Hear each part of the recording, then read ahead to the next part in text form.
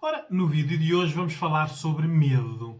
Eu já tenho um vídeo no meu canal YouTube sobre o medo, mas que foi feito em tempo de pandemia, por isso era um medo muito alocado ao contexto na altura, não é? O medo que nós tínhamos de uma pandemia, de uma doença, de uma possível até fatalidade e como é que nós reagíamos a isso. Se tiverem curiosidade para ver como é que nós reagimos ao medo em relação a doenças, vão lá ver esse vídeo. Né? O vídeo de hoje é sobre o medo como ferramenta pessoal e como ferramenta de controle.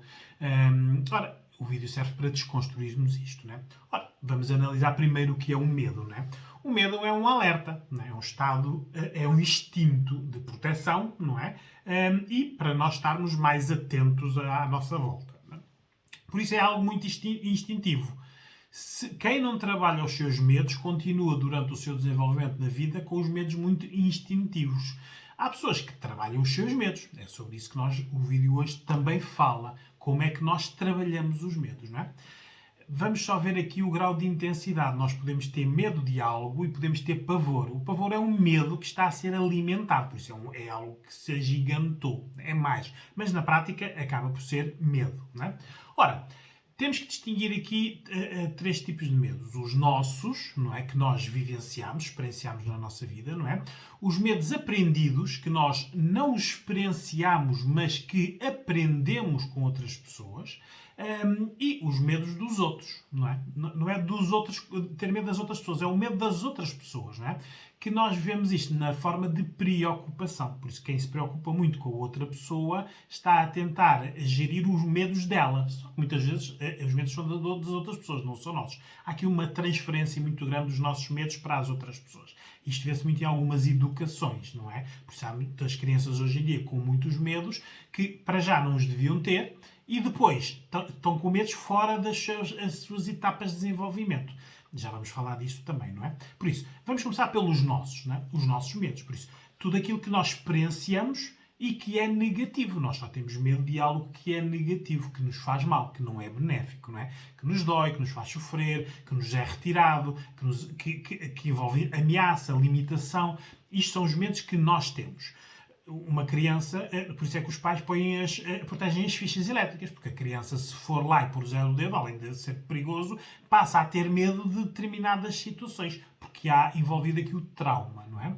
Há muitas situações que os medos têm que ser vividos para depois serem aprendidos, porque senão podem ser aprendidos sem ser vividos. Muitas vezes, quando as pessoas chegam aos adultos, isto é uma incongruência e muitos dos problemas que têm relacionais, amorosos ou não, até familiares, contexto profissional ou amorosos, envolve muito estes medos que foram aprendidos e não experienciados. Estes têm que ser processados racionalmente. Para isto é que serve depois os psicólogos que em consulta vamos tentar perceber como é que este medo invadiu a pessoa e como é que nós o vamos retirar à pessoa, não é? As fobias, não é? Os medos de voar, os medos de espaços públicos, os medos de espaços apertados. Não é? Temos que ver como é que a pessoa aprendeu estes medos, porque são limitantes. Não é? A pessoa hoje em dia não consegue fazer determinadas coisas por causa destes medos. Não é? Por isso, os nossos medos. Podemos ter medos de lugares, de coisas ou de assuntos, não é? A nossa verbalização e má comunicação em adultos tem muito a ver com os medos que nós temos em criança. Assuntos que não nos deixam falar, tabus, muitas proibições, limitações de conhecimento, tudo isto envolve que há certos assuntos que temos medo de falar. Não porque eles são assustadores, porque nós não sabemos falar sobre eles, não é? A sexualidade é um deles, não é? Muitas das nossas fobias também. Há pessoas que têm fobias e têm até vergonha de dizer que têm medo de determinadas situações. Às vezes situações que, para os outros que não têm medo de nada disto, não tem lógica, não é? Mas, por isso é que são medos pessoais, de vivências. Não é? Depois, os medos aprendidos. Aqui é que temos que ter muito cuidado, porque podemos aprender com pessoas significativas, família, pai, mãe, irmãos, tios, avós, com grupos ou em propaganda. Não é? Por isso, com as pessoas significativas, aprendemos muitos medos. Não é? E hoje em dia, por exemplo, muitas mães que dormem com filhos até a idades muito tardias estão a transferir para a criança muitos medos que não são experienciados, mas que são aprendidos. Não é? A criança passa a ter muitos medos porque não está autónoma. O seu poder de decisão é afetado porque precisa sempre da validação. as crianças têm que dormir na sua cama porque isto cria-lhes autonomia. Mas explicar isto a algumas mães é complicado, porque para elas estão a proteger a criança. Mas, na prática, depois vemos no desenvolvimento da criança que ela está limitada em algumas áreas. Não é? Por grupos, não é? Se há grupos com medo de determinadas coisas, nós podemos aprender estes medos não os tendo sentidos, não é? Muitas vezes vemos aqui algumas fobias negativas, não é? O racismo, a diferenciação de direitos. Nós, depois, há muitos medos, medos de etnias, que, não tendo nós a experiência, ficamos com medo porque há grupos significativos que têm medo destas temáticas. Não é? E a propaganda, obviamente. Não é? Isto hoje em dia os governos aprenderam a dominar pelo medo. Não é? Por isso tudo é muito assustador, tudo é muito posto de forma a que as pessoas dessensibilizem, de forma a que falar de determinada coisa seja banal. Não é? Hoje em dia nós vemos, por exemplo, ninguém tem medo de que a justiça não funcione. Por isso, já nos dessensibilizaram ao ponto de que roubar e corrupção é normal, não é? Temos que lidar com ela. Isto são medos que as pessoas aprendem, não é? De propaganda, mas estes são intencionais e premeditados. E depois há o medo dos outros, que é a tal preocupação. Que nós, como é que transformamos isto depois no dia-a-dia? Em conselhos, avisos, proibições, por isso não tem nada a ver connosco, é com o outro, mas nós estamos a tentar transferir para os outros os nossos medos, não é? Aqui temos de ter muito cuidado, como eu disse, nas crianças, porque os adultos não podem transferir para as crianças os seus medos, porque senão as crianças chegam à idade dos adultos com medos aprendidos, não experienciados, não é? Ficam muito desajustados, não é? Na sua idade adulta, não é? Ora, temos que ver aqui também o medo como arma, não é? Aqui é que é muito importante vocês terem atenção, porque o medo é realmente uma arma. Por isso, tenham medo de ter medo, né? Porque, como vocês vão ver agora, ela pode surgir de muitas formas. Né? Olha, pode servir como uma arma em termos educacionais, culturais. Né? Há culturas que tornam povos mais medrosos. Né? Os portugueses, por exemplo, já foram povos muito corajosos nos descobrimentos, não é? Na tentativa, na curiosidade, não é? no arriscar. Hoje em dia é um povo manso, não é? Muita literatura e nós vemos o nosso panorama, aceitamos tudo. É como se fosse o nosso fado. Não é? Por isso, na prática, nós perdemos com o tempo. Isto é cultural, porque é uma sociedade que faz o povo. Não é? É uma arma religiosa também, independentemente de qualquer religião, não é? Há muitos medos, há muitas imposições, há muitos castigos para determinadas ações. Isto envolve tudo medo, não é? Não precisamos de ir para as religiões árabes onde as pessoas fazem atentados, não é? Hoje em dia vemos até mesmo na parte da religião católica a parte dos escândalos sexuais com crianças, não é? Que isto durante muito tempo isto foi um medo silenciado. Só aquela franja de pessoas que eram afetadas pelos padres é que tinham estes medos. A sociedade em si, a sociedade nem queria saber disto. Por isso não era algo que queriam falar. Ora, aí está, é um tabu. Hoje descobre-se, não é? Todas as religiões envolvem muitos medos que são usados como arma. Temos que descobrir quais, não é? Ora, a arma do poder contra o outro, da prepotência, do abuso, é uma arma também de medo. Não é? E educações muito rígidas. Não é? Há pais que não deixam os filhos tentar. Não é?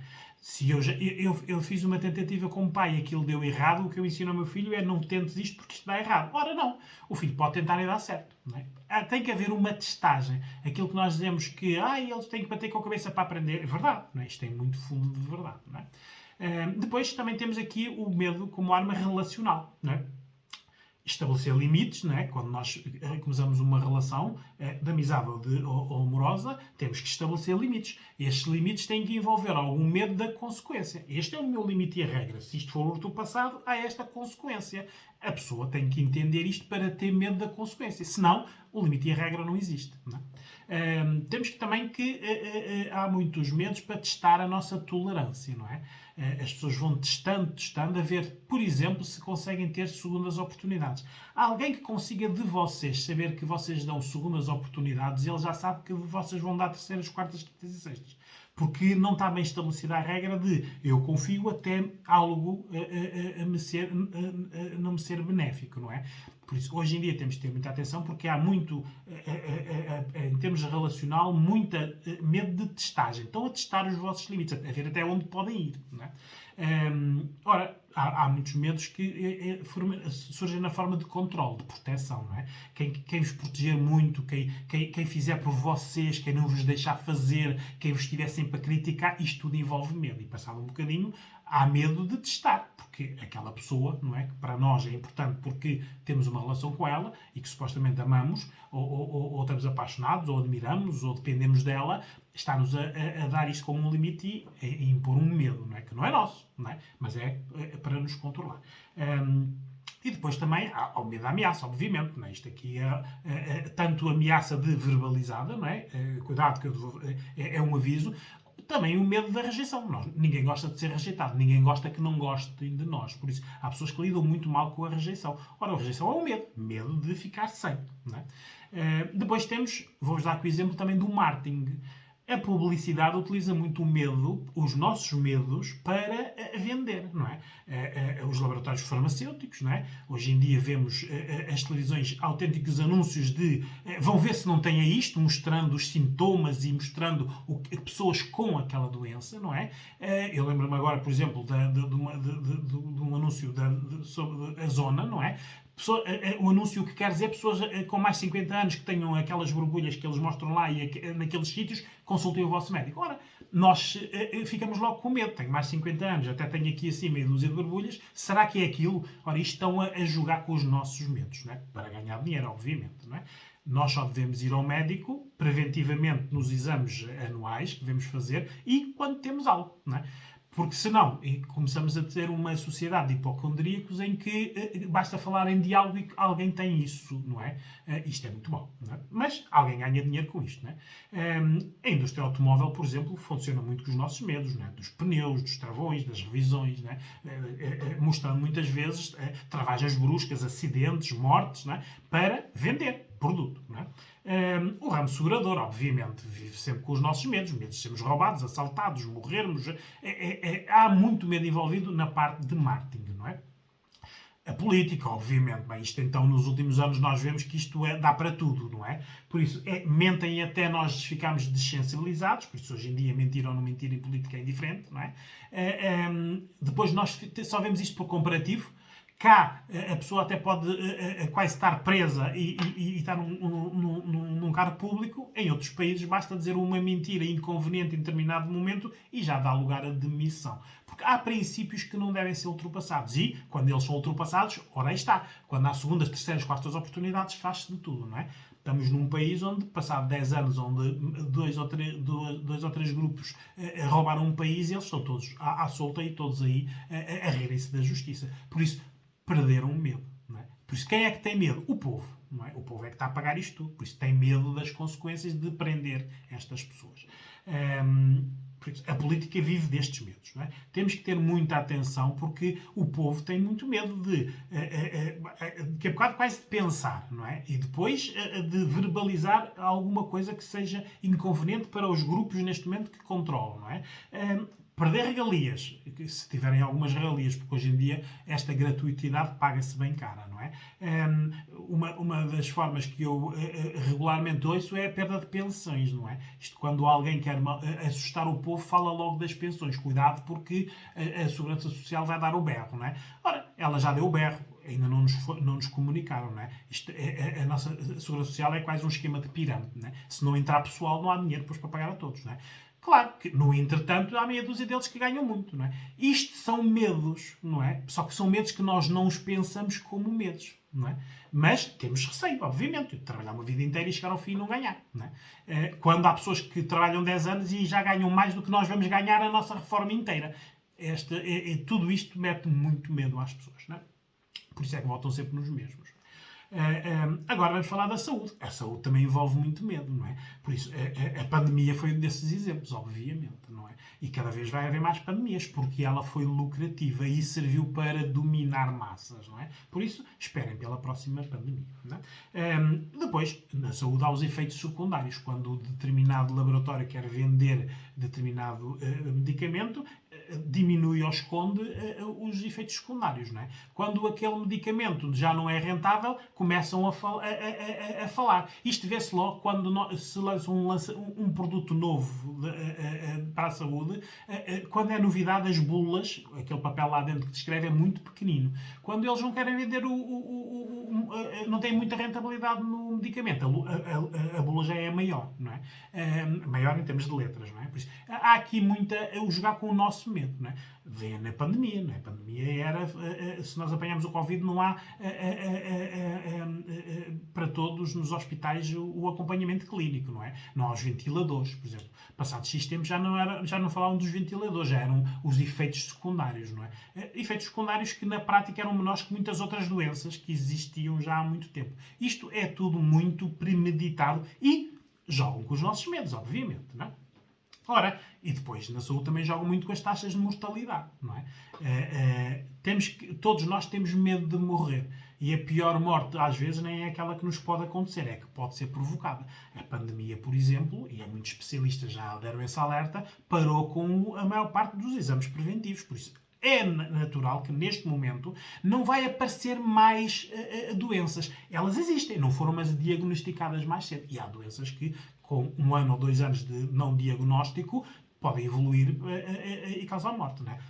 Hoje em dia, muito, por exemplo, na dimensão do cancro, existe mais significativo. Não quer dizer que tenha aparecido de repente mais cancro, pessoas que tenham cancro. Não foram mas diagnosticados mais cedo, não é? Porque na pandemia andávamos a tratar do Covid. Era só isso que interessava, não é?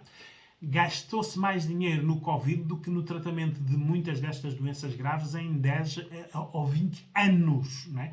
Por isso vejam o absurdo que é. Não é?